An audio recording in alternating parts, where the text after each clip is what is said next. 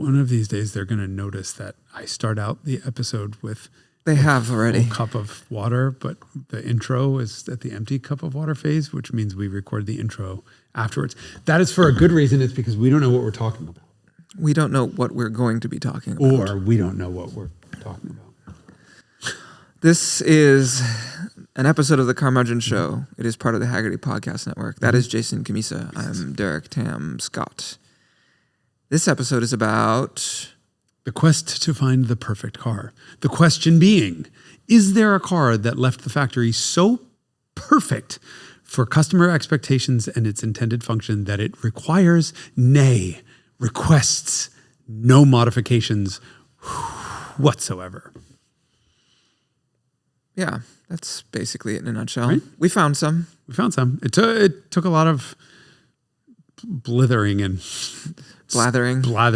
stupidity vomiting, but I think we found a couple. Yep. We also found cars that we think are amazing and perfect, and then modified the shit out of them, so therefore they can't be perfect. So you should listen to this episode, which, by the way, is part of the Haggerty Podcast Network. And should you enjoy this content, you might consider skipping this section or joining the Haggerty Drivers Club, which includes unlimited guaranteed 24/7 flatbed roadside assistance for all of your classic cars, a subscription to our award-winning magazine, unlimited access to Haggerty's valuation tools, tickets to VIP events, discounts on your favorite shit, and far more. And one clap from me. And a link below. And a link below.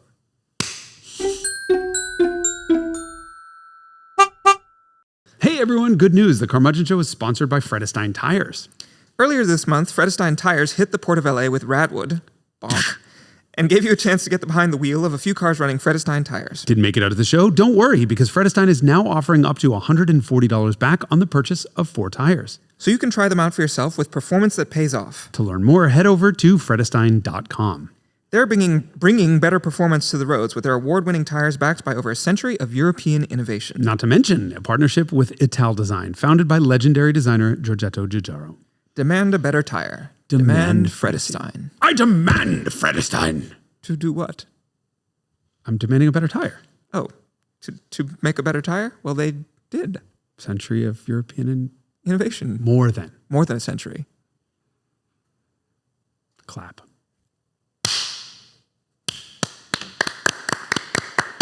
Do we look good? Are we ready for our close-ups? You close-ups? Close-up. I can look into that camera and have a close-up. Can you look into that camera and have a close-up? I'd rather not. Can we turn our heads to the respective left or right side to look at the close-up? Your beautiful C43 AMG.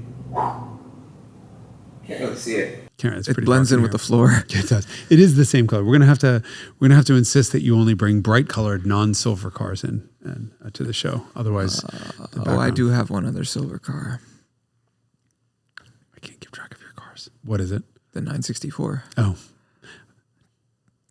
funny. That car's blue. What? It is? You know that I never notice colors on cars, but it is an actual thing. And if you would have asked me what color your 964 is, I would have told you blue. What shade of blue? I have the contact photo of you for when we first met was a blue. You were sitting on the ground next to a blue Porsche. Yes. That is that car. Volley blue. No, sure. Yes, dark blue, non-metallic. It's a fucking squished Beetle. Yes. That's so weird. I genuinely thought your car was blue. Okay. No, it's silver. This is how I wound up with all my cars that are like non-colors because everyone else was like, I'll pass. And I'm like, great. It's a great car. People are like, what color is it? Difficult to say. Somebody asked me recently about the ID Buzz episode and they're like, well, you had the blue car, right? And I'm like, I think it was green. Yeah, it was kind of green. It was like a green with a white with a green with maybe a white and an orange interior. And they're like, no, your car was blue. And of course I was right. It was actually green, but it's so rare for me to actually notice a color. Mm-hmm.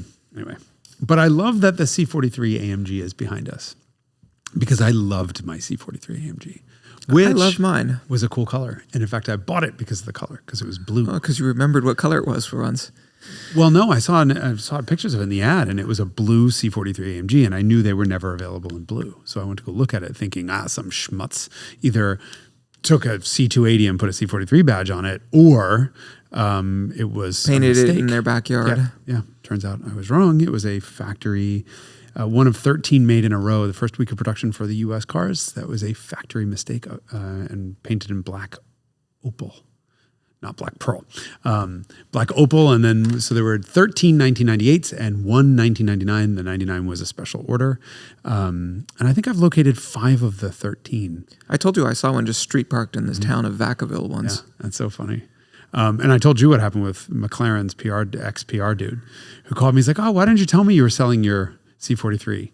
And I'm like, I didn't. He's like, dude, it's on eBay. I'm like, I'm looking at it. I was in my garage. I'm like, I'm literally looking at it. No, it's not. He's like, 98 C43 in black opal, IE blue with 158,000 miles on it. I'm like, yeah, that sounds like my car. He's like, it's on eBay right now.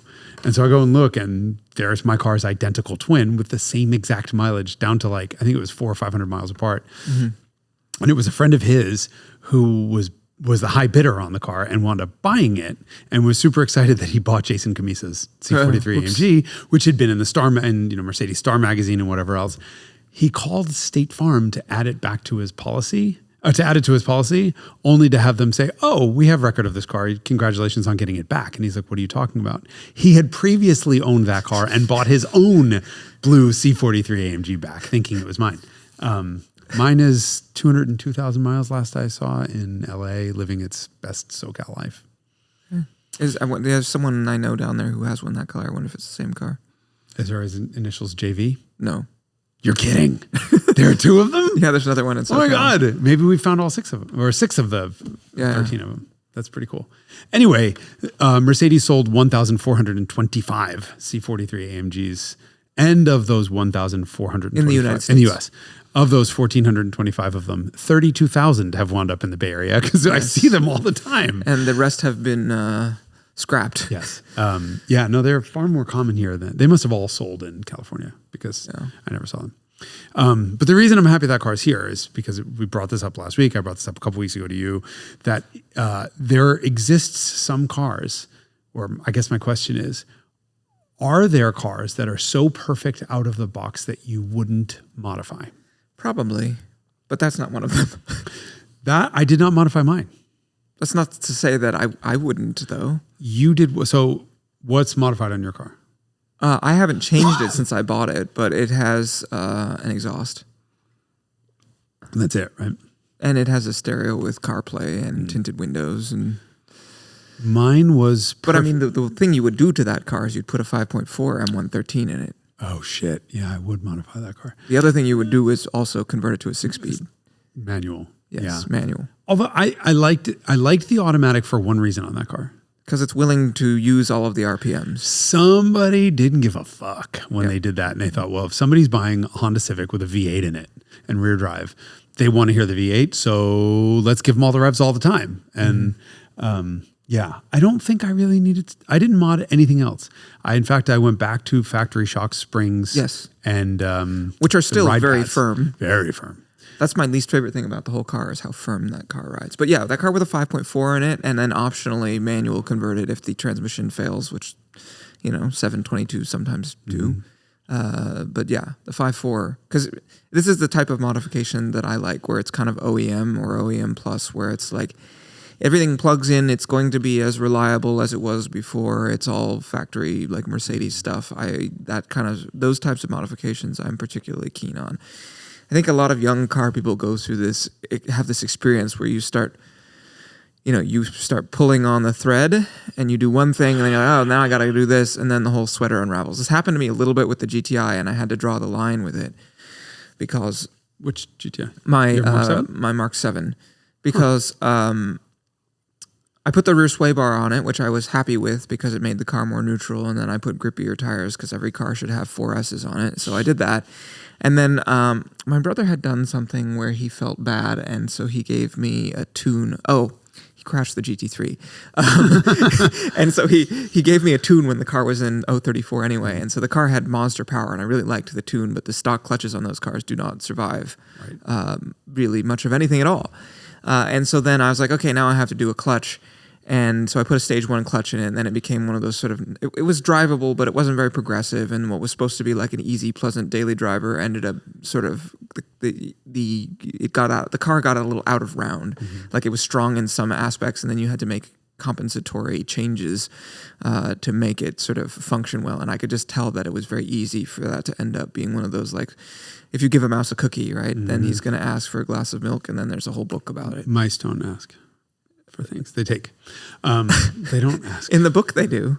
You never read that book? No. Oh, what book? It's called If You Give a Mouse a Cookie. And then this whole book is about if you give a mouse a cookie, he's going to ask for a glass of milk. And then this whole thing happens. He's going to ask for a nap. And there's like this series of like 20 or 30 things that happen because you gave a mouse a cookie. And then the follow-on is asking for milk and then nap. And then all this, like, you end up doing all this stuff. Is the moral of this never be nice to anyone or give them a cookie? Jake is looking at me like I'm crazy that I don't know. This is a thing? He says it's a thing. It's like a critical formative childhood book. What's the lesson? Difficult to say. What do you think it is? I mean, this is the joke. Like, so, okay. I never do anything nice because I was of babysitter age when the Little Mermaid movie came out. And so I watched the said Little Mermaid movie and I thought it, like, the soundtrack was great and there's like really fun things to see, like sing along to, like Poor Unfortunate Souls and, you know, the chef guy and whatever else. And then I stopped to think about it when my niece was like 6 years old and we were watching it together. And the whole premise of this fucking movie is you're a dumb little twat and you see a handsome prince. Give up your life, your world, everything you know and love for the chance of maybe kissing a prince. Like, this is so fucked up that I now think critically about, like, what are the lessons that we're teaching our young people? And your lesson is don't give a guy a cookie or a mouse or anybody. Give them an inch, they'll take a mile. Yeah. Don't do nice things to anyone because they're just going to take advantage of you. That's fucking terrible advice. Well, what happened to your Volkswagen when you started changing it? My Volkswagen doesn't ask for things, it demands them. Okay. Let's get back to the subject here. I was thinking this because I was in my W201 190E 2.316. And I have gone to great lengths to keep that car perfectly stock, including sourcing a stock rear exhaust section when mine rotted out. I have a Mercedes battery in the car that's now 13 years old, and I'm very scared that one day I'm going to have to replace it because Mercedes doesn't make batteries anymore, and it's white and says Mercedes-Benz on it, and I want that look, right? Yep. I have changed nothing on that car, nor would I change anything on that car. It is perfect out of the box. And that's what if you could have it not CIS itself sometimes? While it's working, which is knocking on wood, it's fine. It's sort of fine. It's just part of the car's nature. That CIS tuning on the Euro cars has no issue. Like, it doesn't do anything I don't like. Now at 40 years old, there are times when it stumbles a little bit under very, very light load when it's cold. I don't know what that is. I don't care. Doesn't matter. But the car itself is perfect, which got me to thinking. I was in the e-Golf and I'm like, this is the world's most perfect daily driver. I am on record to say this is the world's most perfect daily driver. And I thought about it. Well, it's the world's most perfect daily driver for me right now because, first of all, I did a huge lighting upgrade with HID low beams and LED high beams. And then I did a rear trunk inner sort of cargo well LED so I could see in there. And then I put a 034 Motorsport rear bar on it to make it oversteer. Then I put 18-inch wheels and very sticky tires on it to make it have no range. Then I put in not the fender, I put the subwoofer and DSP in there. I can see the logo. It's a German company. Anyway, it's a plug and play, sort of, we got to rip the interior apart. Plug and play, subwoofer, amazingness thing. Not so plug and play. Well, you do plug it in and it plays, but you have to run a huge cable from the front to the back of the car. Anyway, the sound system's now friggin' amazing. And what else did I do? I'm sure I did plenty of other things. All the like digital changes. Yeah, I changed the steering weight on it. It thinks it's the GTI, so it's got Meteor steering. The adaptive cruise control now defaults to where I left it. So do the seat heaters, so does the climate control. Like, there are just 50 million changes that I made that mirrors. Don't the mirrors point down or something? No, couldn't get that to work. Couldn't get it to work so that it closed the windows when it started raining because it's got the different rain sensor. But whatever, I made a shit ton MAN thing. I would totally, it says MAN on the MAN on the center console. Actually, it says R. Mm-hmm. I would put a GTI set of seats and steering wheel in that car in a second. So is it the world's most perfect daily driver, or did I help it along a little bit? And that got me thinking to, what have I done to some of my cars? So somebody just recently asked me on Instagram yesterday, what is my favorite car of all time, period? And they're like, somebody said, it's got to be a Scirocco. And somebody else said, oh, it's got to be an E30. And I'm like, well, they're both right. I mean, if I had to pick my favorite car, it's a Mk1 Volkswagen or an E30. And then I started thinking about what I've done to my Mk1s. Mm-hmm. Okay. So let's think about what I did to the Scirocco. I put a 2-liter block in it with a modified 1.8 liter head with cams and intake manifold and super sprint headers and an exhaust. I have Euro lights. I have deleted the side molding. I have clear corners on it. I have an eyebrow spoiler. I have removed the rub strips. Euro bumpers. Did I not say bumpers? Yeah, Euro bumpers, Euro lights. Rear valance to match the Euro lights.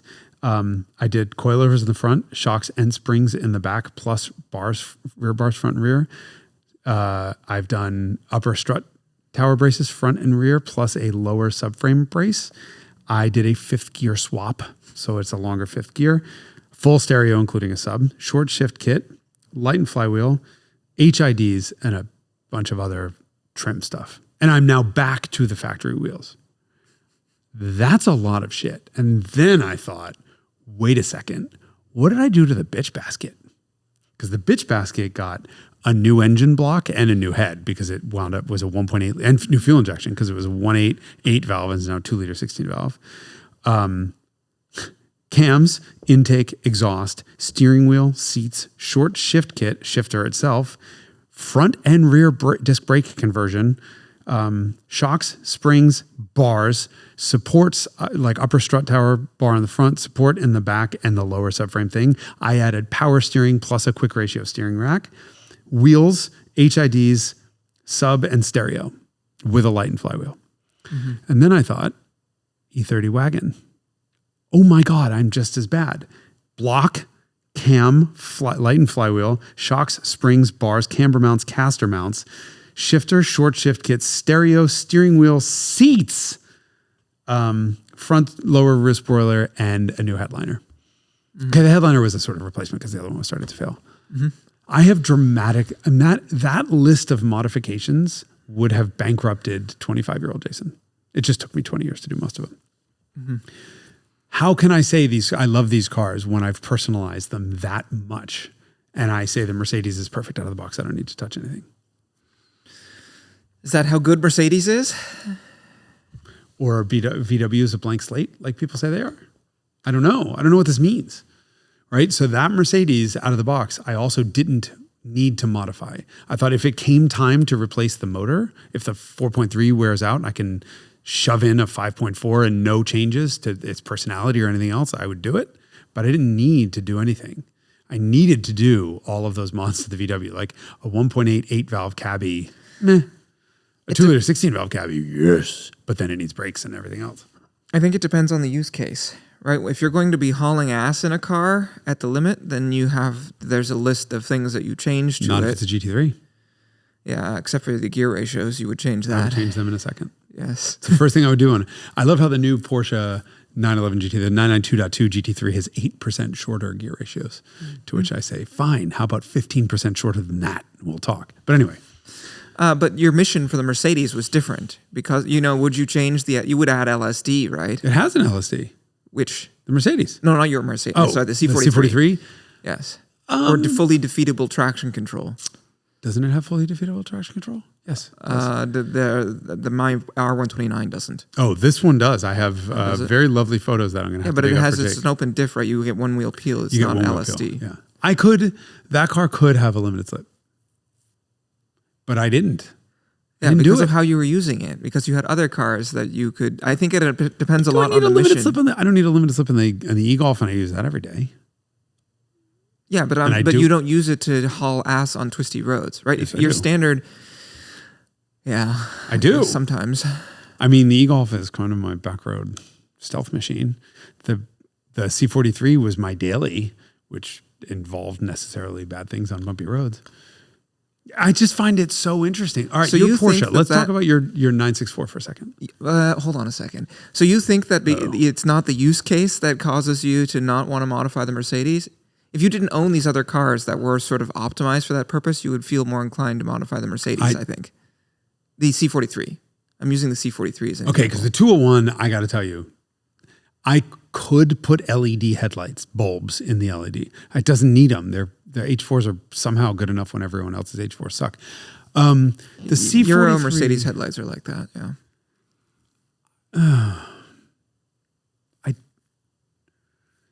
A better stereo? Like with CarPlay? What else does that car need? It doesn't need more power. No, right? It doesn't. So there's nothing. Okay, I guess the difference is: am I addressing a shortcoming with an old car, or am I making it more of? Right. Mm-hmm. And so, in the case of the VWs, in the case of the E30 is even better because E30 is probably closer to perfection out of the box. Mm-hmm. But an E30 is a pretty soft suspended car with a very long throw shifter, and there are things you could improve with it, but they're not flaws. The flaw is the steering rack is just too slow. It doesn't match the rest of the car. And with that car's tendency to want to swap ends, you need a faster steering rack to be able to keep up with what the suspension does. I think to get an E30 to perfection, all you actually need, it doesn't need an exhaust. All you need is a quicker steering rack. The headlights were good enough. The stereo was, you can't really commit. Stereos are sort of free. Yeah, but the steering wheels, especially on like an IS and like a the 325 IS was beautiful. Like I bought one to put it in Beatrice because I just thought it was a great size and it was great. I don't think it needs anything else. The VWs, you're fixing things that just aren't good enough. What about the Mk1 GTI you recently drove? All I kept dreaming of, let's pretend it wasn't a U.S. car because I'm not a fan of the way the U.S. cars look with the big rear lights and the square headlights and that shit interior. And the bumpers. Yeah. I mean, it's all aesthetics and interior. If that was a Euro GTI, it would have been, i.e. visually, it would have been nice and it was really fun and it was a lot of car, but I just kept thinking, fuck me sideways. This with a 2-liter 16 valve and big discs and power steering. I mean, I would have turned it into the Cabby exactly. I would do exactly that car what I did to the Cabriolet, which is to double the horsepower and not change the character of the car. Mm-hmm. Why wouldn't Maintaining the character of the car, I think, is super important when modifying cars. And this is the kind of lesson that we learn as youths, where you start messing things up and then the car just it becomes a discordant mess and it's not properly tuned and the stuff doesn't match altogether. You just start throwing parts at cars. So I did fuck up a car and it was a Volkswagen. So my Mark III, I bought a Mark III Golf 3. So it was a 1993 Golf 3 was the badge on it. It was a 2-point slow, 115 horsepower, automatic. It had 29,174 miles on it. Don't ask why I know these things. And it was a beater. There was a period in my life I was in a bunch of really bad car accidents in college, and then for 10 or 15 years after that, I was in physical therapy a lot. And I needed one automatic that I could just get in and go. And if my back got fucked up or my neck or my shoulders were fucked up, I would just be able to just go and drive. So I paid $3,215 for this car with 29,000 miles on it. Like I stole the thing. And it was New Year's Eve, and my buddy Scotty, who does listen to this podcast, so sorry, Scott, he admits he didn't, he's never quite fully admitted, but what somebody else told me was Scotty and my other buddy Jason were doing reverse donuts in the car after I passed out, like after 2 or 3 in the morning. All I know is my 29,174 mile Golf automatic now had a slipping automatic. And so I drove it from Florida, where I bought it, all the way back to Pittsburgh. And it just was occasionally dropping itself into neutral and doing weird shit. The car had a 10-year, 100,000 mile warranty on it, powertrain. And the dealer didn't want to honor it. But the dealer didn't have a choice because it was still in the name of the original owner. So it was still registered there. So I'm fighting back and forth with them. And they're trying to make a deal with me where if I pay labor, they'll pay parts. And I'm like, fuck you. You can give me the parts for a new transmission and I'll put it in. Well, that's not the way this works. So we're going back and forth. And I realized that if I do this under warranty, unless I file suit against Volkswagen, and I was not going to do that. I was sort of half in the right. Like I hadn't transferred ownership of the car yet. And I did drive that car for the first time when it had 11 miles on it. So I did have a lifelong relationship with that car. You knew the original owner. I knew the original owner. And it was just, I could have gotten help from him he could have done it. Do I want to go down this road to fix a friggin' automatic Mark III? Or do I swap a VR6 and a 5-speed in it? Mm-hmm. And because I'm dumb, I realized that the exchange rate between Pennsylvania, i.e. US, and Canada was so advantageous at the time that it would cost me less to drop it off at a friend's house in Toronto and have them take it to a shop and put a VR6 and a 5-speed in it than it would for me to just buy a new automatic. So off it went. So it got a Corrado VR6, 178 horsepower VR6, and a 5-speed, which then needed an exhaust, which then needed a big brake upgrade. And by the way, the early 93 automatic Golfs had 4-wheel discs, which was weird because the rest of them had drums. But I did a big brake kit on it. I did shocks, springs, bars, structural reinforcement. Then I did a Jetta GLX interior. So leather seats, heated in the front, leather in the back, Corrado shifter, cabriolet, leather steering wheel, headlights, fog lights, tail lights, FUBA antenna, front spoiler, side skirts. This is all from memory. Custom badges, a Hofele grill. I went nuts on this car. I don't think there was anything left that I could have modified. No, P-flow intake. I'm trying to think what else is there to do? Huge stereo. It was fucking rad. And that was like my favoriteest daily driver ever. But I kind of ruined the car because Mark III VR6s don't have enough suspension travel to deal with all the weight of that VR6 or the car itself. And it just turned into, I had to use forged wheels because I was bending them. And then everything else broke after that. Mm-hmm. And I went too far. And I needed to go back. So I had to start going back. I went to 16-inch wheels, and then I got rid of my cool DTM tip exhausts, and I put another resonator in it to quiet it the fuck down because I was setting car alarms off all the time. You can go too far. Yes, definitely. Right. But what have you done to your 964? You need to admit. Here, hold on. I know you're food motivated.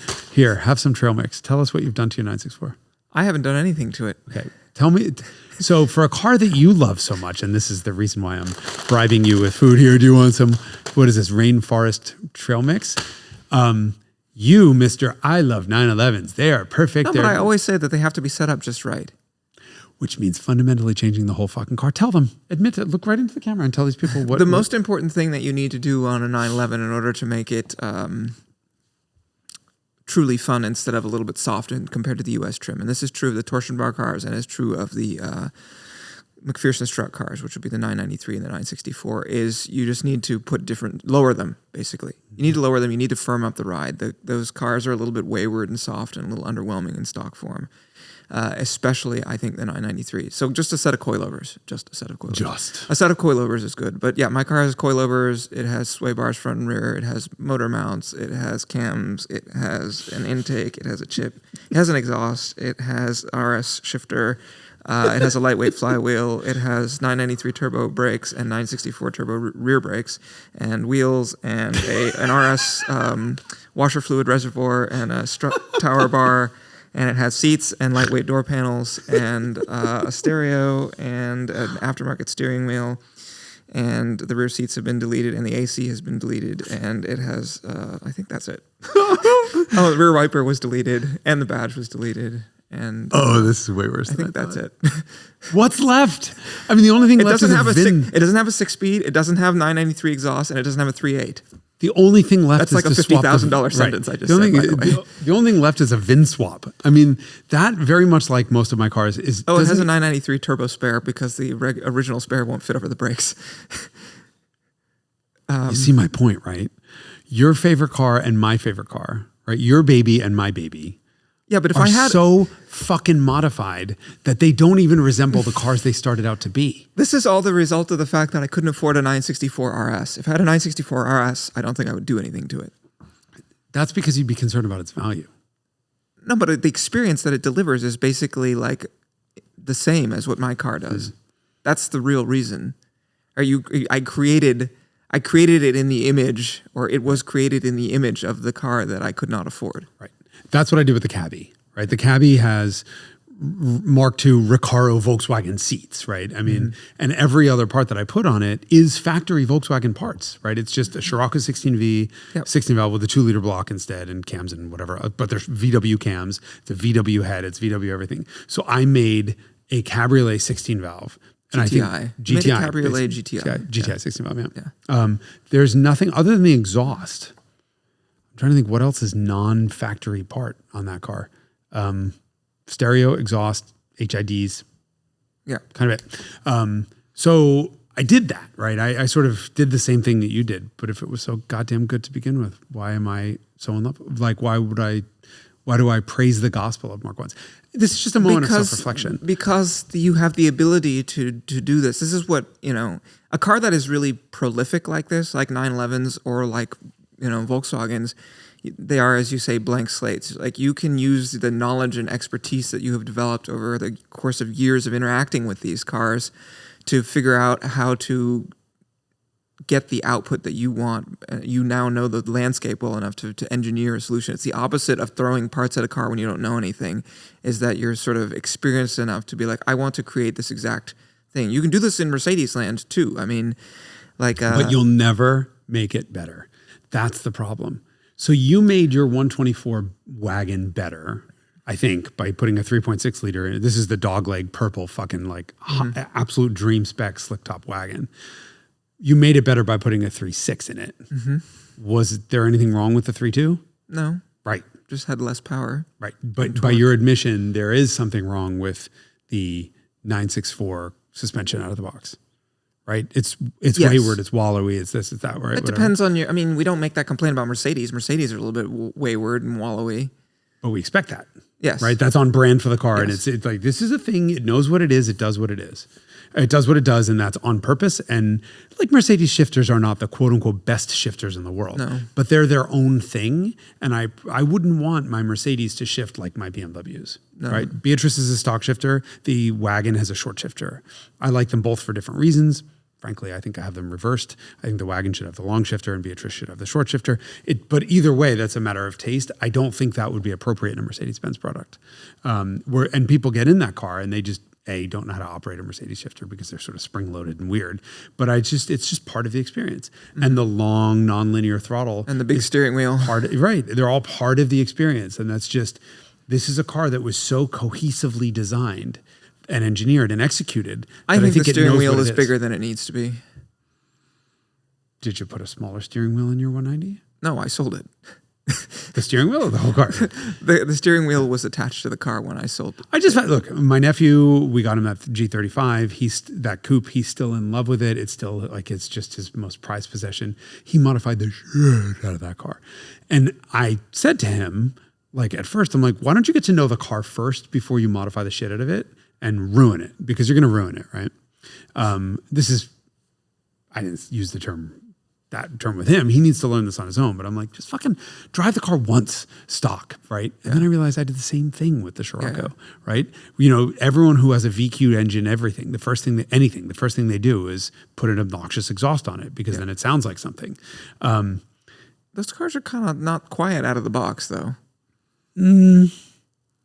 It's louder than the average car. It's louder than the average car, but his car, I did drive his car stock and it was too quiet. I would have put an exhaust on, not the fucking dyno, whatever the hell it was that he put on it that's deafening from 6 miles away. Yes, but of course. He was also 18 and that's, what we all do. Again, my VR6 set off car alarms, so I can't say anything. But it really made me wonder, first of all, how dare we sort of sing the praises of cars and say they're our favorite and they're perfect when we've done a lot to really make them appeal specifically to us. And then number two, is there actually a car that you wouldn't modify anything on? Is there a car that's perfect? And that's a genuine question that I think we should address. I think most RS Porsches, Carrera RS and 964 RS. Carrera 2.7 RS. 2.7 RS, 73, yeah. And the 964 RS, I think, is pretty close out of the box.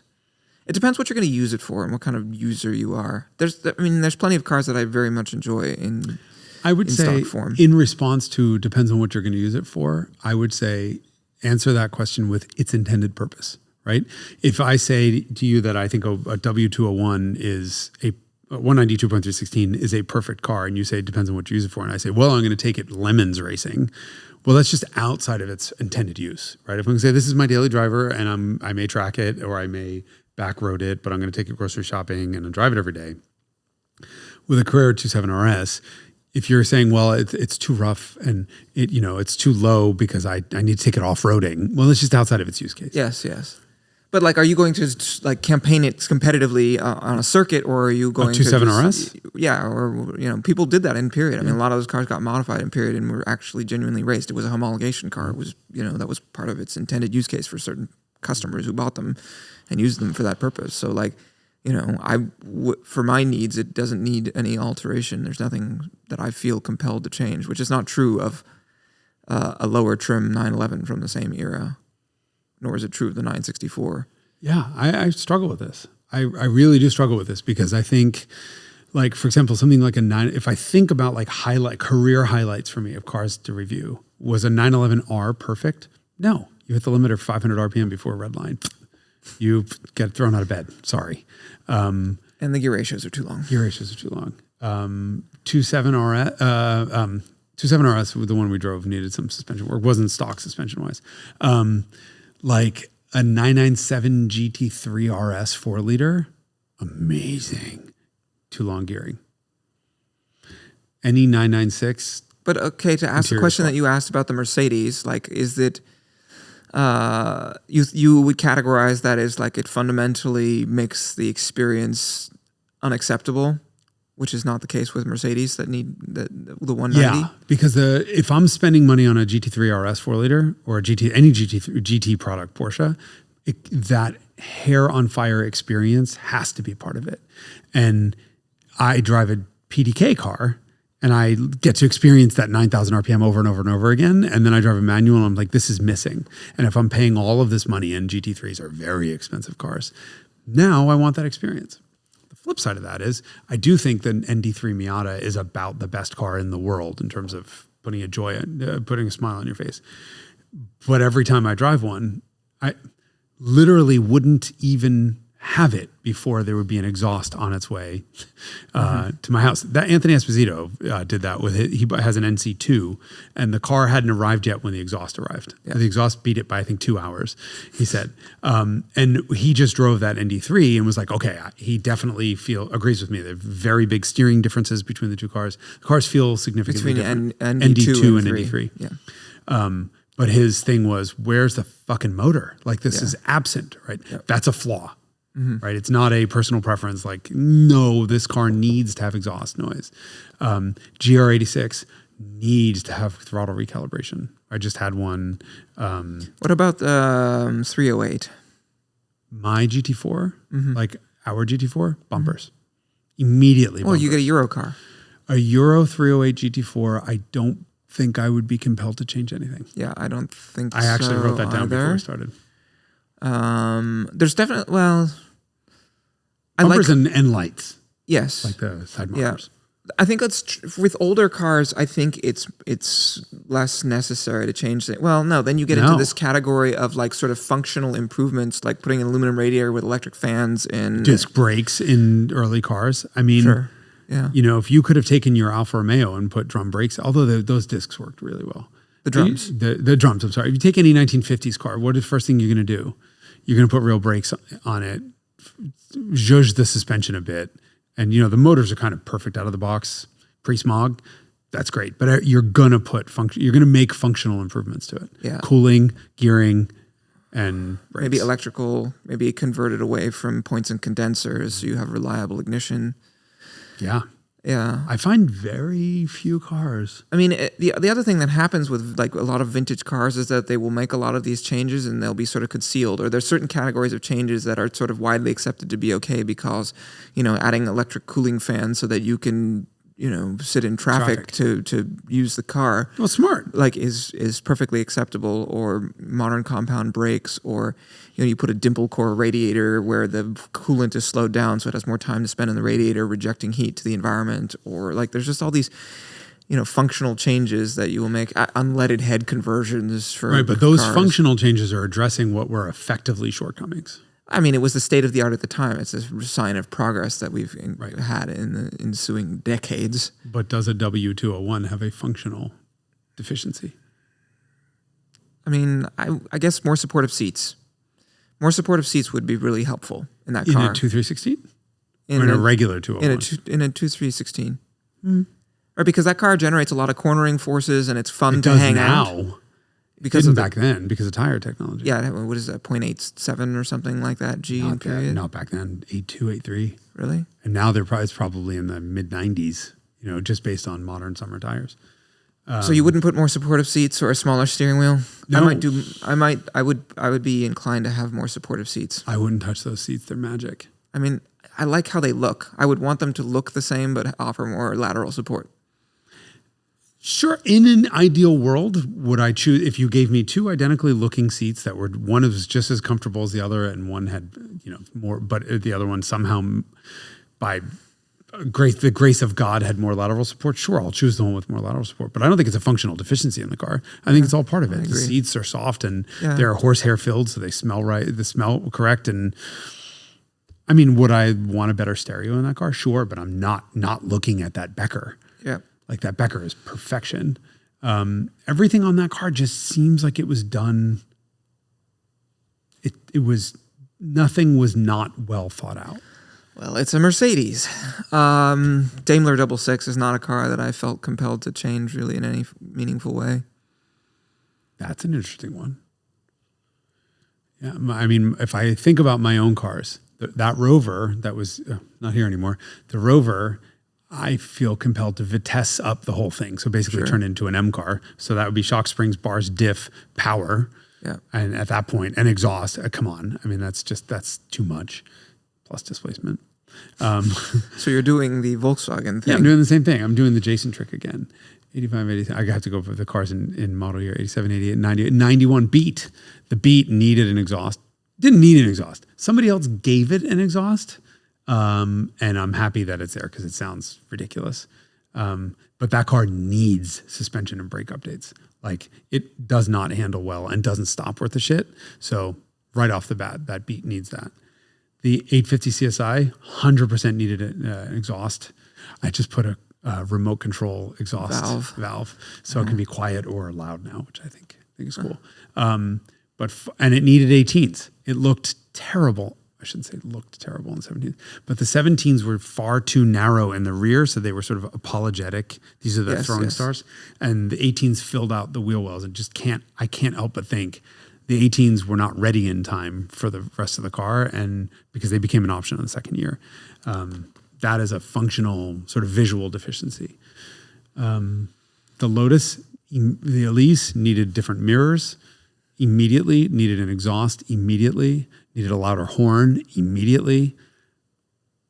Yeah. Like everyone's like, oh, Lotuses are perfect out of the box, but they're even better when you do suspension and wheel and tire mods. Like this, though, again, I think it refers to the mission, right? The Daimler 66 or like a Mercedes S-Class. What would you do to a Mercedes S-Class? It's not a car that ever needs dynamic improvement because that's not what it's for. But does it have a functional deficiency in, for example, does one of them, like a 140, start in second gear and you wish it didn't because it was sluggish around town because of it? Well, when they went to 5 speeds, that was no longer an issue. But in the 4 speeds, yes. That's the thing that the R129 thing that I think is the most important thing. That's another one. Is first gear. Would you change anything on an R129? On a 93 500 SL? Yeah, I would. In a dream world, I would have the non-distributor ignition system because that has a bunch of caps and rotor. It's like $500 or more in parts just to do the ignition service because they went to a coil pack setup later on that was better instead of having the distributor. Sorry, so I would put the powertrain from a later car into the body of an M113? No, an M119. Starting in 96, the M119 went away from a distributor system and you got a 5-speed. And the 5-speed, I think, is nicer than the 4-speed. So yes, I would change something. Okay. On a 129. Yeah. Which is otherwise a pretty close to perfect car. Yeah. There's not a whole lot else. I mean, you could maybe put, it could handle more brakes. You put the 600 brakes on a 500. But does it need them? Depends what you're going to do with it, again. its normal use case, right? My normal use case for it? It's car normal. Because we have this discussion about the Rally of the Barges coming, which is to take 4,000-pound plus cars on twisty back roads, all inspired by the 560 SEC. This is why I brought up the S-Class example, because there's not a whole lot I would probably change about a 98 S500 for its mission. A 140, yes. A 126, I mean, I would make a bunch of modifications to a US 560. Yeah, to a US car. Right. This is a reflection of the sort of the convergence between US and non-US specifications. Right. I mean, the interesting thing is there's a couple decades of cars where our cars are just horrible with bumpers and lights. Yes. And right off the bat, like in my Scirocco's one. Like 70s and 80s cars. Yeah. I couldn't have that car with the factory bumpers. I couldn't same have a thing with a 107. 116 or 107, but that's a deficiency that is caused by U.S. regulations, not by the design of the car. It was caused by U.S. regulations and the fact that car companies had yet to figure out a way to meet those regulations. Because you can now meet 5-mile-an-hour bumper regs with bumpers that are integrated. Yes, but they just Mercedes figured this out by 1980, and Porsche did a pretty good job. 1980, 126. Oh, fair enough. Yeah, that was. They're on the edge. Call it 82 for the 190E. How about that? Yeah, 190E had world bumpers. Yeah, or near as makes no difference. World bumpers. Aesthetically. Yeah, interesting. I don't know. I tried to think of other cars that I've owned that I haven't modified anything. 996 modified it. I'm going to look at my list. So my 987 Boxster, I did an exhaust on. And ultimately necessary. And tail lights. I did the 986. 986. Yes. I did the Boxster 550 edition tail lights, which were all red, which made it look far less hideous.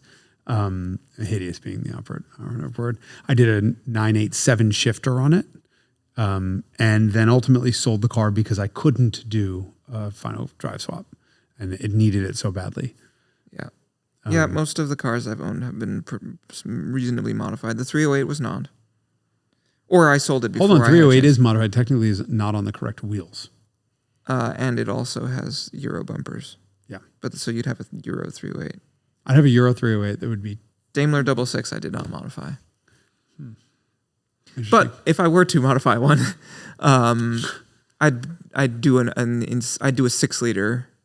swap instead of a 5.3, and then maybe a stick, and a stick. Jeez, well, that's just a mild, mild alteration. No, but that I mean, I would leave that alone if I had one, which is what I did.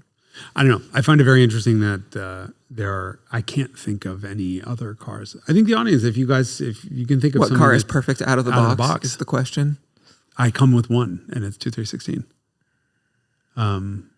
I don't think a 500E is perfect out of the box. No. 500E definitely can't disable stability control or traction control. Yeah, and it starts in second gear, and it really does need an exhaust. Mm-hmm. It's not a very long list. Need an exhaust? No, it doesn't need it. I mean, do you want to hear the engine ever? Well, you can hear the engine a little bit, but yeah, you can hear the exhaust. Now I need to go back through my list of cars to see if there's anything I'm forgetting. That you have not modified? That I have not modified. I mean, my Isuzu Pup, I didn't really modify. I did Tasmanian devil floor mats in it, but I also didn't give a shit enough to modify it. Yeah, I have cars like that. My Van Gina I modified. I put on 18-inch wheels. Mm-hmm. And lighting. And lighting. Yeah, the lighting on that car is absolutely terrible. All right, we're going through the full list. Mazda, my Miata needed everything. Yeah, Miata's definitely like... E39 525i automatic wagon, I did wheels. My 97 I would have modified. So I had a 97 sedan and a 2003 wagon. The 97 sedan had a bunch of things that pissed me off. The wagon could have used a better stereo. Wouldn't you have enjoyed it with a 3-liter? I would have enjoyed it much more with a 3-liter and sport seats, but what it didn't do was anything wrong with the 2.5-liter and regular seats. I would say a rack and pinion E39 is pretty perfect out of the box. Doesn't need suspension, doesn't need brakes, doesn't need steering, doesn't need... Shifter? Exhaust? No. You can't really hear that car. Yeah. I mean, again, preference, yes, a little bit louder, but not crazy. I mean, there's that 7.4 liter American V8 E39 floating around the Bay Area. That's what I really want. Sure. My E36 out of the box, I didn't do anything, but I hated it. It was an automatic, and I didn't like it enough. But that would have gotten an exhaust. That would have gotten a bunch of other stuff. Peugeot 404, I don't know well enough. What about 405 Mi16? I don't know it well enough to have Exhaust. Cars, but these are not deficiencies. These are like nice to haves. And the reason, by the way, the 2316 doesn't need an exhaust is because they sound terrible with exhaust on it. Yeah, and so the engine makes good noise. Great, so the engine, the intake. To hear all that. Mercedes 2316 129. My R129 300 SL. Did I mod that car at all? It was the stick shift. No, that was another one. It was not the fastest car in the world, but that's what it did, and I can't blame that. Would I have swapped a 3.2 liter block in it or something if I could? Sure, but it was fine. That was another one. Mercedes. Sacco era Mercedes. My 202. God damn it. I don't like this. I don't like the having to admit that these Mercedes were just so of a thing that they're not good. My Hyundai XL, I'm not going to count. VW Cabby, VW Rabbit, VW E-Golf. The E-Golf I modified the shit out of. Yeah. I really think if I think about like an E39, E36s, E46s rip floors out. So you have to do reinforcement stuff that's addressing a real problem with the cars. That's an actual deficiency. Yeah. Okay. I don't know what we learned here. 201 and 202 and 129 are the most perfect cars ever made. Out of the box.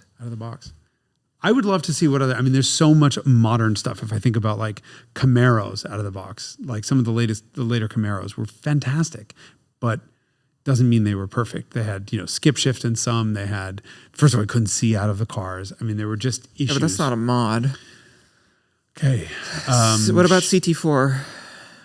I don't. You would do an NA V8. Yep. CT5E, Blackwing is too big. Chevy SS. Chevy SS had a bunch of different variations in it and how it was tuned. The first one was too hard, the second was too soft, and the third was just right with the manuals.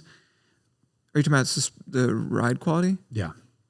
So suspension tuning, it was nuts to begin with.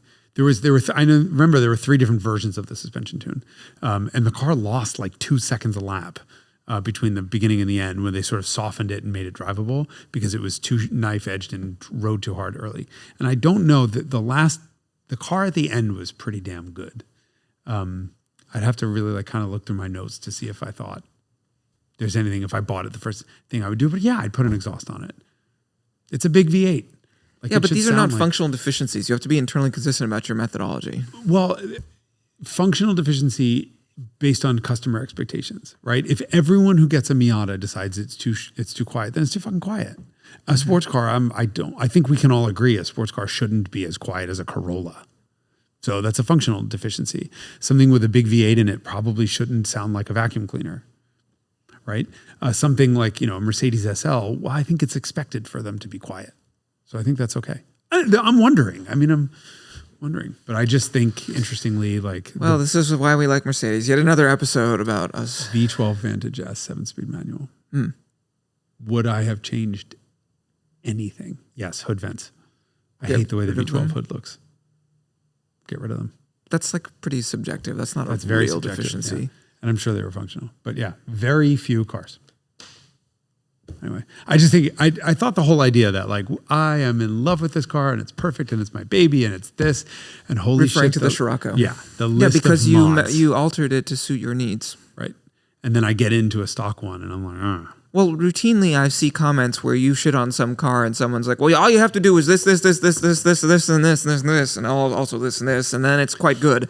And I'm like, okay, maybe that's true. And then but if you are okay with that standard for your Volkswagens, then maybe for other cars, then you would also, and then you'd find out that you actually liked XYZ. S2000 is not a good example because steering is so hard to fundamentally change. But 240Z is a great example. I would love to have a Z car. but I'm not going to have a 4-speed drum brake, no shit, seat. Yeah, with a 2.4. 2.4. It's going to be a twin carbs that meet U.S. standards. Right. It's going to be a psychopathic 3-liter with disc brakes at 5-speed and great seats. And lots of carburetors. All of the carburetors. Yeah. Yeah. Okay. 308 GT4. There's a few. So we've identified some. Yeah. All right. In the comments, I want to hear about this. I want to hear what cars you guys own that you think are genuinely perfect out of the box. And by perfect, I mean meet buyers' expectations.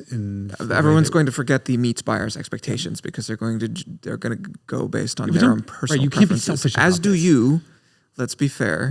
What are the expectations of a person who buys a VW Cabriolet? It looks cute. Around. Yes. Yeah, that's it. Well, I think we understand that. Okay. I wouldn't say that a Cabriolet is flawed out of the box. I just don't want one, right? I would say the Scirocco 16-valve probably was flawed out of the box. It was just... Yeah, because it promises sizzle that it doesn't... It delivered sizzle in period, right? But there were two issues. Number one, the sizzle that it delivered in road tests wasn't real because that was a Euro motor and it was a cheater motor from Volkswagen. And number two, the suspension tuning just wasn't really good enough.